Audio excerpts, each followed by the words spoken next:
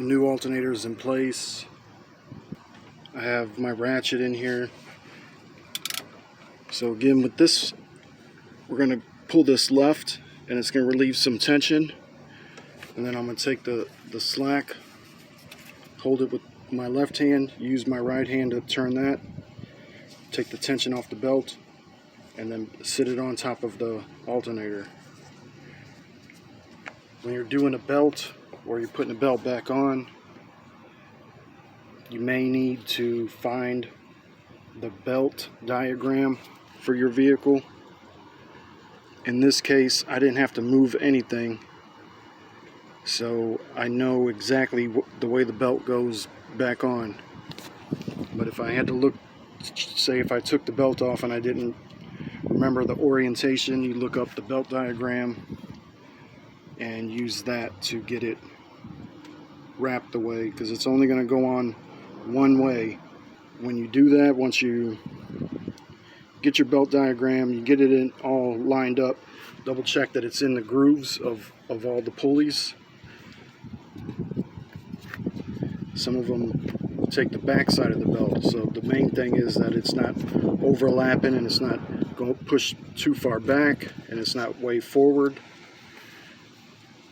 So we want a nice medium place. If you're looking at when you take it off, you'll know where it goes. You see, like this one, you see the grooves of the belt facing up, so this is the water pump here. But these pulleys basically will self-align if you get everything else in the grooves that they're supposed to be. Once you have it into place, if you got other stuff to put back on, I would start it up to make sure that the belt doesn't come off, and then continue with your reassembly. Because if you start putting your pieces back on, get everything back together, and you miss something and the belt's off a little bit, when you start it up, it's going to fly off.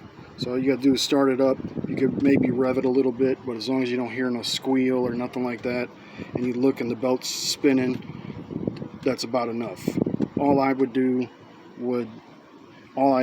is start it up, let it run for a second, and that's it. Then I come back and visually inspect it. As long as everything looks good still, then I know that it's good to go, and I'll finish the reassembly.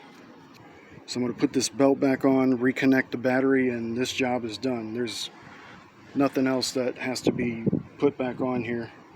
So once I put the belt on, connect the battery, I'll start it up, and if it's good, then the problem is solved and this repair is done and in the books. What I'm looking for in this particular vehicle is it has a voltage meter on the dash, so I want to see that I'm getting the proper voltage, because the alternator that was on here before was fluctuating, going high, going low. It just wasn't steady at all. So I want a nice steady 14 volts coming from this alternator. So that's what I'll be looking for. That's why those gauges on your dash are very useful.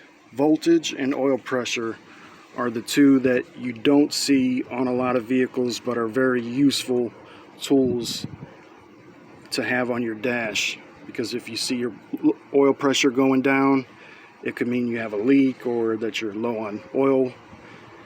And the same thing with the voltage. You want it to read right about 14 pretty much at all times, maybe a little under sometimes if you've got everything going, but for the most part it should be about 14. So your car battery is usually, a good car battery is 12.6, so about 13 volts almost, and then your alternator's output should be about 14.5, 14.7, somewhere around there.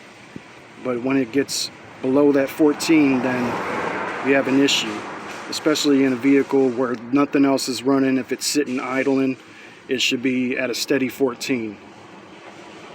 So this one wasn't, and there was issues with it starting. It was starting to drain the battery a little bit.